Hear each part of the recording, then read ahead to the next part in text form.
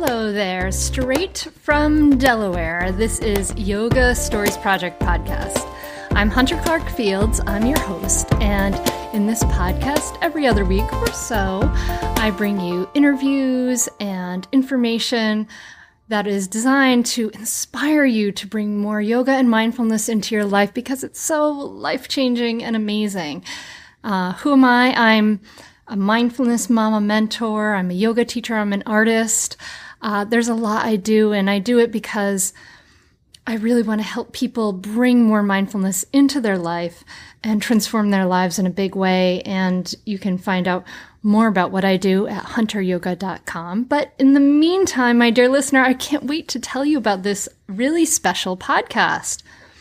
This is a really special and unusual interview, I guess you could call it, that you're going to hear. And this episode is a coaching call, actually, between myself and my client, Dawn. This is a call that we had a few months after we finished our coaching program, which was several months long. And this is our follow-up call after a few months to see how she's doing since we stopped coaching. And Dawn agreed to share this with you, and we agreed to share this with you so that you could get a sense of how these practices and changes can really change your life. And it's pretty interesting. So you're going to hear from her what's going on, some challenges that she has, some wins that she has since we stopped coaching. You're going to hear from her about some of the drama of daily life and how she's moving out of it, which is so cool, and having more patience. You're going to hear about the current parenting challenges with her son and what is bringing. Listen up for the problem of the Bing cherries and how she handles it so beautifully. And just a real sense of change that's in her life. So I'm really excited for you to hear this really, really special interview. And I really want to thank you, Dawn, for being so brave as to allow this interview to be shared with people, to help other people. So awesome. Thank you so much. I want to thank Karina Rosella for the brand new iTunes review. Thank you so very much for your 5-star review. And she says it is both refreshing and inspiring to her own life. That is so, so cool. Thank you so, so very much. If you would like to leave me a review, I would be so thankful. And if you, my friend Karina, if you would like to send me an email at hunter@hunteryoga.com with your review and your mailing address, I'd be really happy to send you a handwritten thank you note just to connect in person and thank you. So if you, listener, would like to leave me a review, I will do the same for you too, in deep gratitude. But another way to support the podcast, of course, is to share it with your friends and just tell one other person about it today. Tell one other person about what you've heard. So this podcast is coming out in September, and I just want to let you know that the work I've been working on for months and a long time, actually many years, is coming out in just a few weeks. If you're listening to this when this podcast goes live, my Mindful Parenting 8-week course is open and is open for enrollment. So I really invite you to check it out. It's at mindfulparentingcourse.com, and it really brings together. It's cool because it actually brings together the work that I've done with clients like Dawn and brought it into a course that's accessible to lots of people. So I invite you to check that out. And I can't think of anything else I need to tell you before we dive into this interview. I just want to thank you for being here, for being a listener. I really love connecting with you in this way, and I appreciate your ears. And I hope this interview, this coaching call, really inspires you. All right, talking to Dawn. We're doing the June 1st follow-up, and let's invite the bell. So sit up nice and tall. Inhale, roll your shoulders up by your ears. Exhale and back and down. Take a few sigh breaths.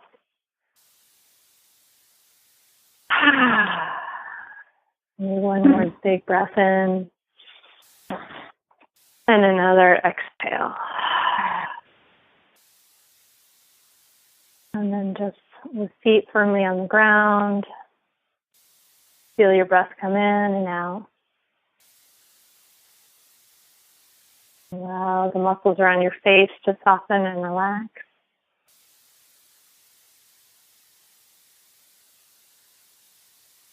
Just feel that tingling, that aliveness in your hands and in your feet.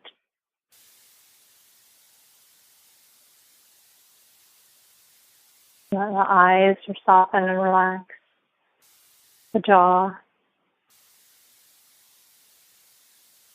And maybe start to feel the feeling of a smile on the outsides of your eyes. Or on the inside of your mouth.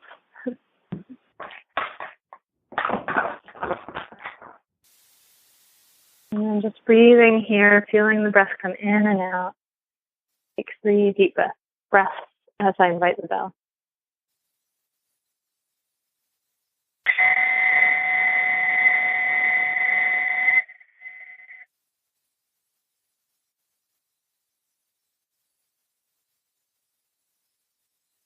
And may this session be an offering of the heart from me to you and you to me, from both of us, to our families, to our communities, and to the world.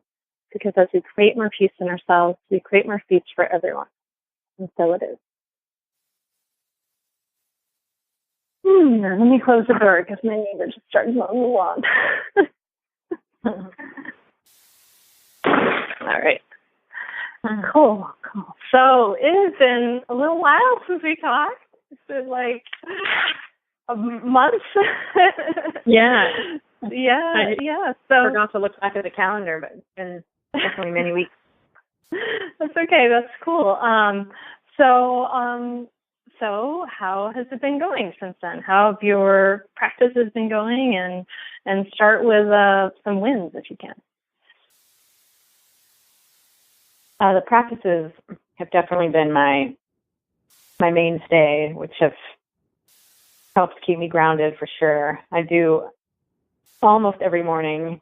Sometimes on the weekends I can tell if I sleep in that it kind of can go by the wayside, but then I usually can just do a few poses and Henry can jump in with me. It's really, really great. I also started doing, so every morning I do my practices, which is awesome. Even when I'm groggy and sleepy, if all I have time for is 4 minutes, that's fine. But I usually try to do half an hour practice in the morning before I go downstairs and get, the whole school routine going, which is awesome. It makes me feel just grounded and calm and getting more flexible and aware of my body and body sensations and things like that. So it's been really helpful. And yeah, it's been awesome. I've always wanted to have a home practice and never knew, it's in some ways it's really hard to be dedicated to it, but at the same time it's been I don't feel right about starting my day. It's like brushing my teeth. It definitely it's right into my morning routine. It's the way I prefer to wake up and start the day. Oh, that's so good. That's exactly what I want to hear. It's so great. Building that habit is just like brushing your teeth. It's great. Yeah, it's really awesome. That's wonderful. Oh, good, cool. Yeah, so that feels really great. And then that helps me with just the rest of my day because I remember to, take deep breaths and be more present. And even when things start to feel frantic and not peaceful, I come back easily to being like, okay, wait a minute. I'm still here. I'm alive. Let's take 40 breaths and recenter ourselves. And that can either be me talking to myself or me talking to the dog or me talking to Henry. And so, I've, even at a young age, I taught him how to do that, how to just calm down. And so sometimes he reminds me, but it definitely helps to, I can even tell him when I am getting frustrated or stressed and I I'll say out loud, okay, I need to calm down. I need to center myself, and I need to take 4 deep breaths. And then he has an awareness too, which is really great. And so sometimes I hear him doing it. I hear him doing it on his own or with his friends, which is great. Wow.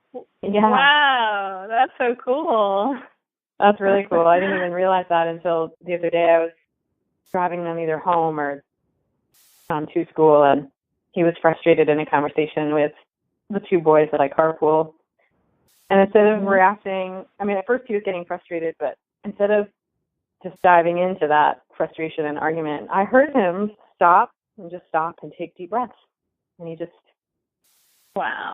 let it go, which was amazing. Wow. Yeah. Wow. That is so awesome. That's truly a testament to the power of modeling and the power of just, not forcing, but just this is how it happens. This is how we live life in this house, right? Yeah. Yeah. That's incredible. Feels so much different. Life has changed dramatically in so many ways because of staying in the present moment. So it's really, really helpful. Not to say that my mind still sometimes wanders to the past and the future, but I catch myself way more to say, like, okay, you can think and plan and maybe reminisce, but come back to what's going on right now. And other things will either manifest into something or those memories will be there for another moment, Not to get stuck in them. Good for you. That sounds like a great way to pick up. I'm so excited to, because we hadn't been able to talk for a few months after you ended the coaching, and I was like, oh, what happened? And this, with your practices and coming back into the present, is just so powerful. To have this anchor for your days is huge. It's a great thing to have, and it's already becoming an anchor for Henry too, which is so cool. Yeah. Yes, definitely. Yay! Yay! You should acknowledge yourself too, because so we stopped talking a couple months ago, and you did the work. You got up. You kept it like brushing your teeth every day, and you kept that intention, and you kept doing the work. So you did that work. So acknowledge yourself for that. Great. Absolutely. Yeah. Yeah. Thank you. Cool. So, any challenges? What are the challenges that are going on right now?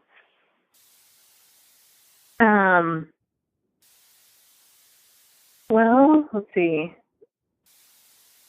My ongoing challenge is staying present, like staying where we are. We're in this community, and not thinking about the future. So I had committed for Henry to stay in 2nd grade here and to, not have a stressful year thinking about moving.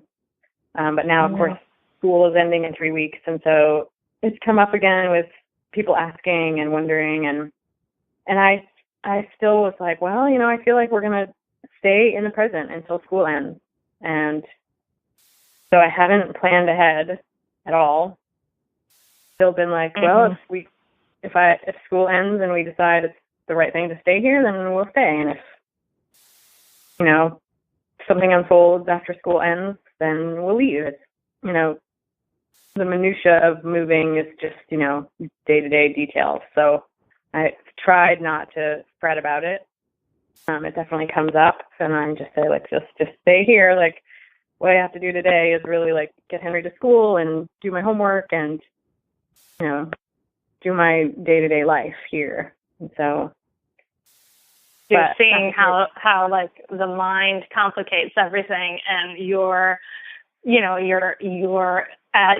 like your own internal advocate for simplicity. Like, let's just keep it simple. Let's just, rather than get into all that complication. Yes. So for the most part, I'm fine, but it definitely comes up at least once a day, like, well, what are you going to do? And then I just say, well, I'm going to do this today. Today is we're here and we're still doing this. So, I'm sure your family is anxious to know, will you be coming down and living closer?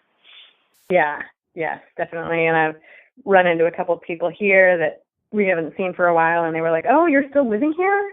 We didn't know that. And stuff like that has come up. And so it's definitely like, putting it in my face a lot. And I told myself originally that I wouldn't make a decision until March, and when we went on spring break, and I didn't feel like making a decision then. So I just told myself that it was all right to not decide yet.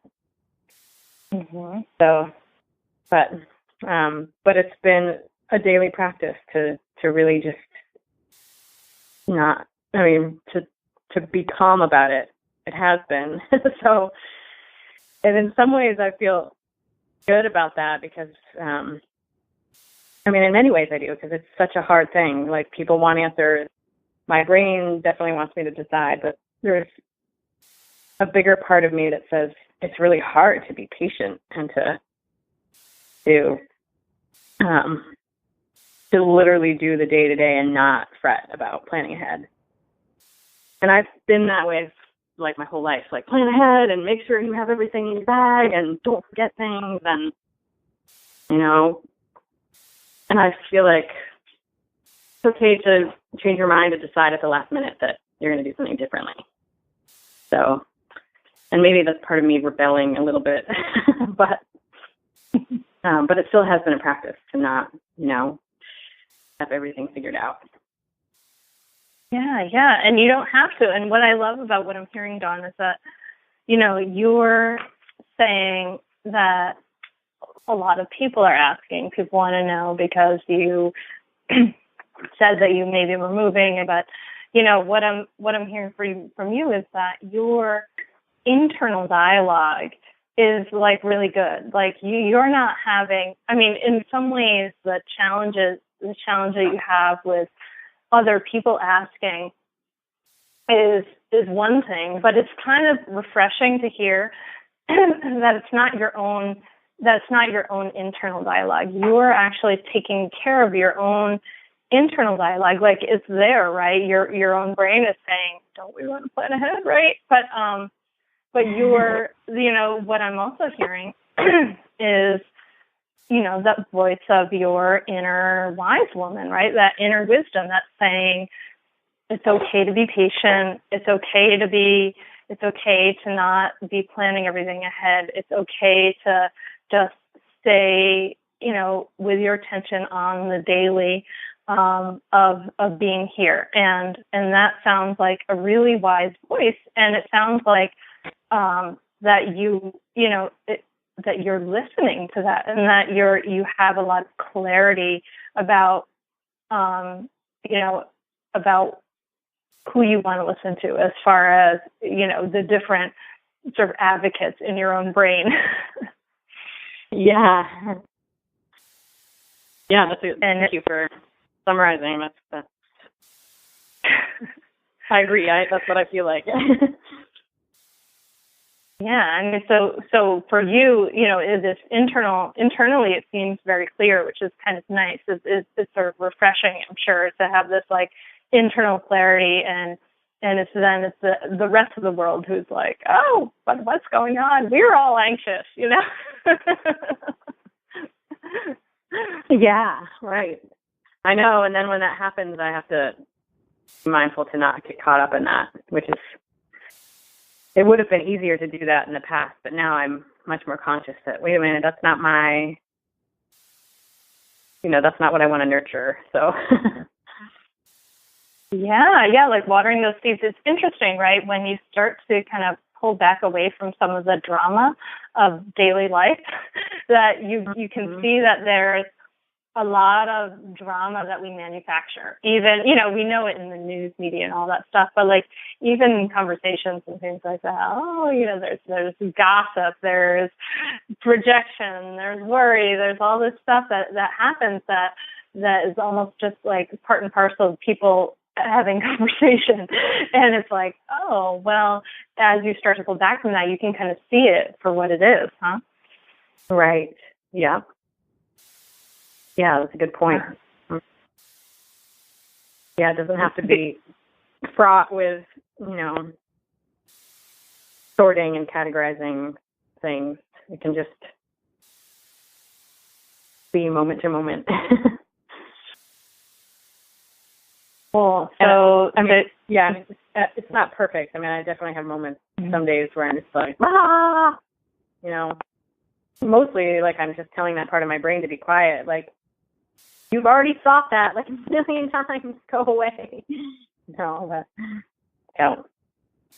But yeah, I definitely feel like it has been, that strong core is definitely what, just slow and steady wins the race or whatever it is. It's just like this calmness that has helped ground me through all of that. It's like a big exhale. It's nice. Patience. Such a rare quantity. Cool. So so that is a challenge right now. It's kind of staying present while there is that uncertainty that is there. Yeah. Yeah, and I mean, for the most part, and it's both a win and a challenge. And so I'm still, balancing it, but it feels like a really good practice. Yeah. I mean, it's interesting what you're saying because, I'm working on this mindful parenting course, and one of the things, there are mindsets. There are two mindsets actually that you have mentioned in here, and one is patience, of course, right? Let's just have that patience to allow time to be fully aware, and then the other is kind of acknowledgement, right? And just acknowledging that, hey, yep, things are kind of up in the air, but I just am still going through this right now and practicing to stay right now. That acknowledgement is what, you're practicing that acknowledgement already. You're like, yes, hello thoughts that want to go, crazy, but it's, but instead just this or whatever. Great. Cool. How's your work and studies going? Studies are great. It's been way more time than I realized it was going to be, so that spends a lot of time.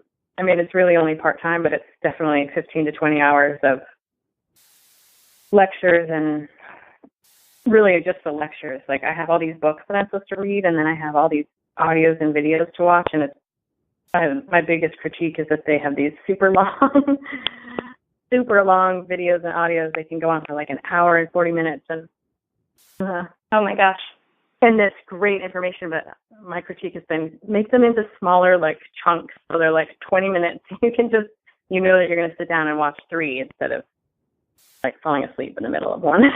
So, but it's been amazing. Like, I'm learning a ton, and really it's aligned with everything that I was researching on my own. So it's really great. And focusing on, that's literally a weekly job that I have that, I have 2 essays and a book report and a test to do every week. So.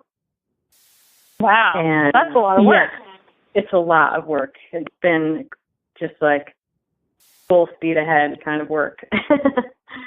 So we have a midterm just this week. We have off for studying, and then there's a midterm, and then it ramps back up again. So I've been loving that, and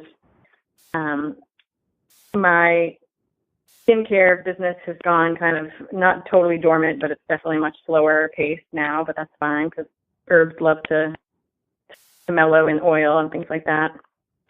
Mm-hmm. And so I have been making that, but much more for friends and family. I haven't ramped it up, and I haven't done a whole lot of writing about that, but I still study when I can. I still read about herbs. And then I ended up getting involved, just word of mouth. A friend said, oh, this guy, he's a permaculture guy. He's looking for someone to help him put together this conference. And I didn't really know, even when I met with him and a couple other people, like how big it was going to be. So I got involved with organizing this weekend event. It was all about herbs and marketing and growing organic herbs for people to make skincare products or for homeopaths. And it turned into perfect. Yeah, it was great. So it turned into this huge weekend event where like 500 people came. They thought they marketed it as a Northwest conference, but people came from all over the U.S. and some people came from 3 other countries in the world. Holy moly! It turned into this amazing 3-day event that people were like, we can't wait to come back next year. And so that was just serendipitous, and I met all these people because of that, and it was just really fun. And then because of that, someone else pointed someone toward my direction and said, oh, this nonprofit group is trying to save this forest, and they want someone to make a product. And so recently I've had this conversation with this NGO, which is a eco trust. They protect forests and watersheds, and they are trying to save this forest land. And in doing that, they want to show people that forests can be cultivated for forestry products, not for wood. They can be medicinals. Medicinals can be harvested, or the land can be planted. It can be food can be planted in forest if it's managed properly. So one avenue of this is that they want to try to create products that are harvested from the forest. So herbs and flowers and fruit. And so someone pointed that in my direction, which is very interesting. So I've been asked to consider doing this job. So it's still unclear exactly what it is. They're writing up a job description for what it would be, and trying to figure out, if I'll be making the product for them, if I'll own the product, or if they own the product, and all of those logistical things. But anyway, it's definitely serendipitous, and it's been kind of exciting. Yeah, totally. I mean, that's awesome. I mean, that sounds like that conference was great. I mean, it just all the meeting people is really how all that stuff happens, right? It's connecting with other people. Awesome. That sounds so cool. I can't wait to hear how that goes. Oh my gosh, you're busy. Yeah. So all of that's just come out of just the last couple months, and that's the newest thing that I've been like, oh, this is an interesting twist. I wonder what that's going to do. So I haven't committed either way. They're still writing up the job description, and it sounds more like it's a temporary position, but they think it would be a full-time position. So that's kind of out there. Wow. And cool. And so how are things going with Henry, with parenting and ending second grade and all that stuff? How's that part going? Mostly great. And then we do have moments where I feel it's definitely more manageable. And some days are easy as, they're just some days are so easy, it's so fun to just be together, which is amazing. So I guess I should say it's all great. It's been, we went to the farmer's market, and he was just being so cute. He wanted to walk around with me, and he was holding my hand and putting his arm around me, which he hardly ever does. And I was like, oh my gosh, I'm just going to totally enjoy the moment, because he never wants to just sort of, especially out in public, to be cuddly and affectionate. Yeah, really, because he's 8, so yeah, and 8.5 going on 9 too. So yeah, or actually 8.5 going on sometimes it seems 14. Yeah. So we have these moments that are that are just great, and then other moments too where he is like, he suddenly seems like he's 14 and he's definitely, you know, speaking his mind and trying to challenge me. And I don't mind if he tells me that he thinks something different, and I've explained that to him. So I'm working at being better about, like, you know, how people relate with respect and things like that. Like how, I mean, sometimes I get strict. Like the other day, he was just being, I mean, you know, I call it totally disrespectful and rude, just saying like, I can do whatever I want. Oh. And can you now? I know, and there's part of me that, you know, feels like an adolescent. That button gets pushed, and I'm like, oh yeah. Mm-hmm. So how did you respond? Well, I was really strict and I was really annoyed, but I didn't yell or anything. I just said in a very firm voice, we will not speak to each other like that in this house. And when you can learn, or when you calm down, I will listen. But until then, I'm proceeding with what I was doing. And I just gave him this really, really stern look. Like he knew that I was totally serious. And he reeled it back in. And he, like I ended up, I said that to him, I looked at him, and then I just proceeded with what I was doing. It was in the kitchen. And he took a breath for a minute, and I could tell he was kind of annoyed, and then he kind of went off, and I could hear him sorting it out, like talking to himself and trying to sort it out. And then he spoke that way to me yesterday in the grocery store, our food co-op. He was trying to put all these things into the cart, and I had said, even when we went into the store, we are getting the things on the list only.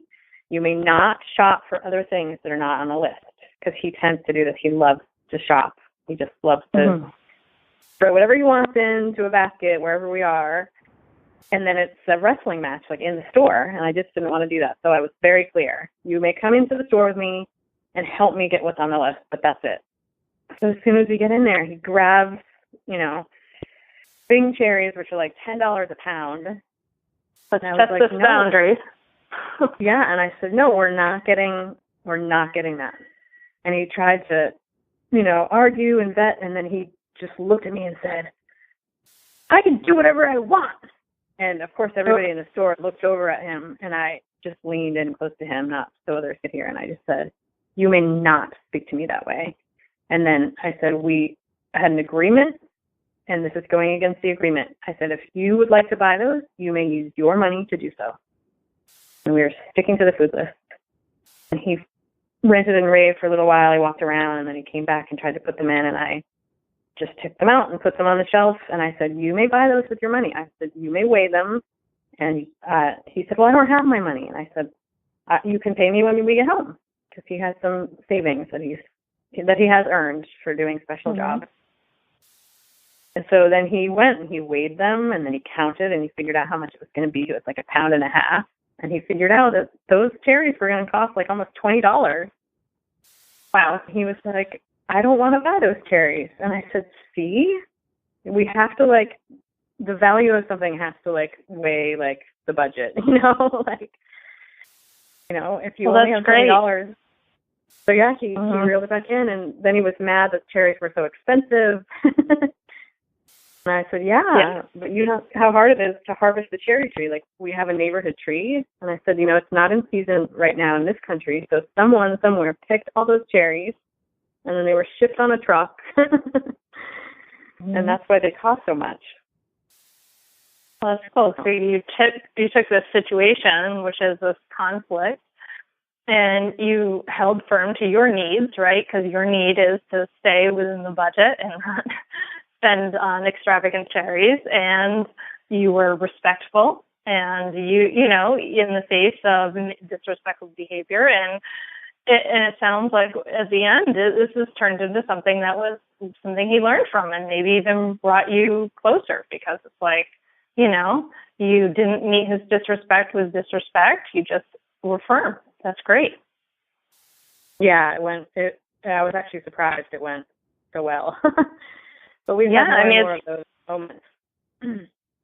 Well, just being, you know, just keep in mind, just being real, just being honest, my daughter was really upset with me the other day because of the sleepover situation.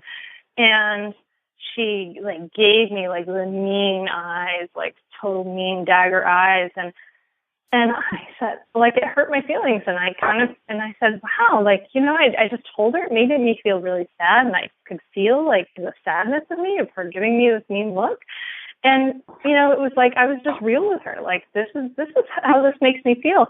And she was like, oh gosh, Mommy, I'm really sorry. Just being real, I think, is so important. And I like the way you talk to Henry. You didn't treat him as less than. The words you said to him, you could have been saying to a roommate. So that's awesome. You're taking care of your needs, but you're doing it in such a way that's respectful and kind. Yeah, it's such rock on.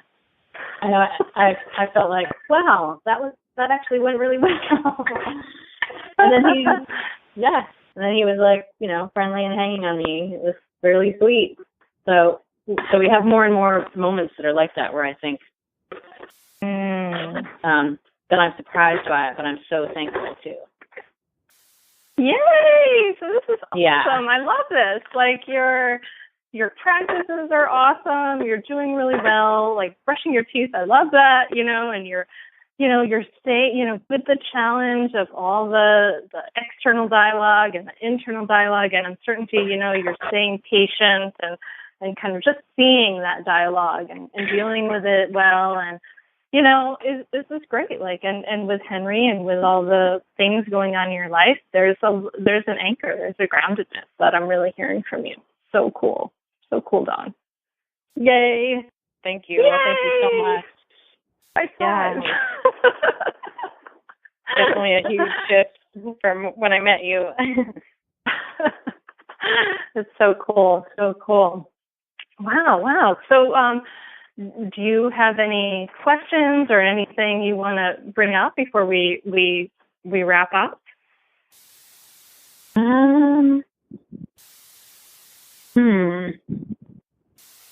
Well, I guess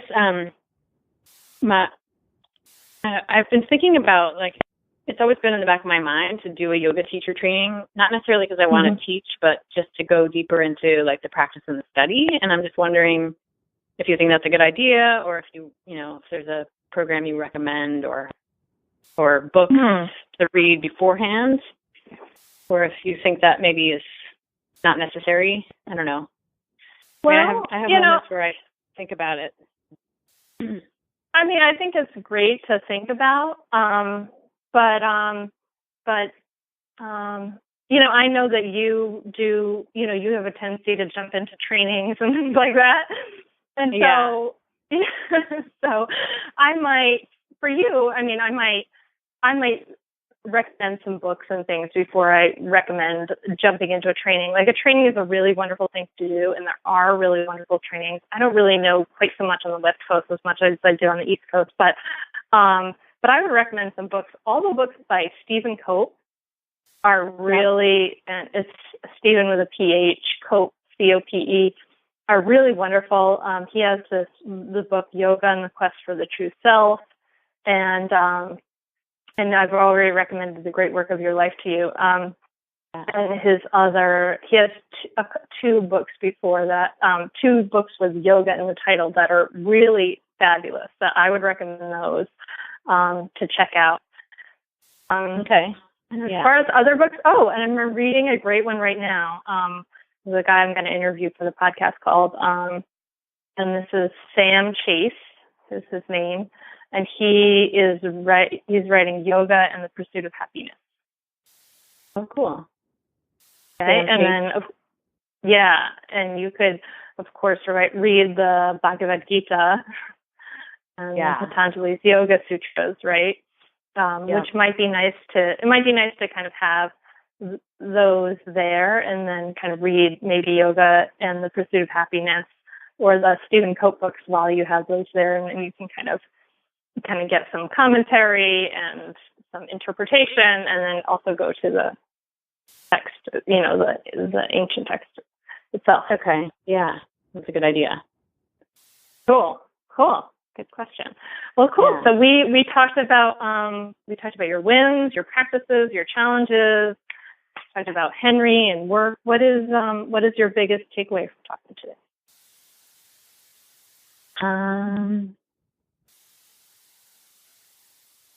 I guess just sharing and getting feedback about being grounded. Grounded as a parent and as a person. Just, I guess, in sharing the stories with you, I was like, oh yeah, things are pretty good. So feels nice to have that reflected back. So thank you. It's nice, right? Like it's funny how we don't really have much opportunity to be like, things are great. Let me tell you how great. In normal life, it's kind of interesting, right? Yeah, well, good. Good.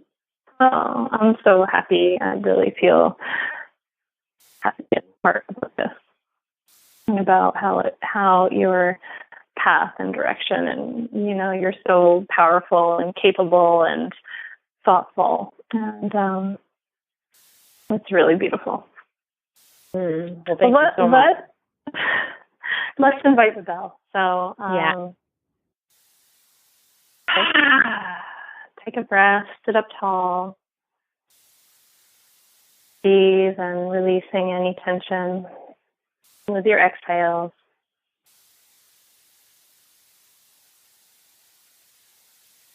And allowing your jaw to be soft. And as you breathe and feel your tension on your breath with your inhales and your exhales, let those inhales bring your attention inward to the sensation of being in this body with your heart beating and your blood pumping, and the sense of energy in your fingers and your toes.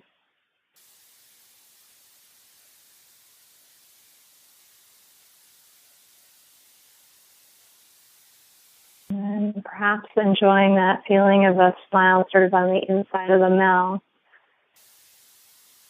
And appreciating this body and breath while I invite the bell and take 3 deep breaths.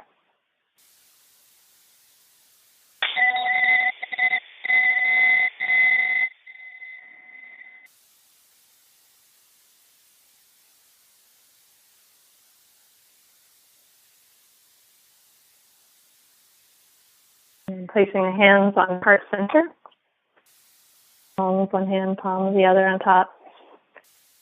Go ahead and say these words to yourself as I say them out loud. May I be filled with love and kindness.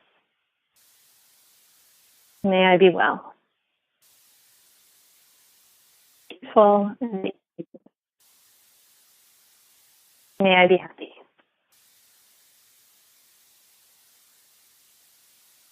To all beings. May all beings be filled with love and kindness. May all beings be well. May all beings be peaceful and at ease. May all be happy.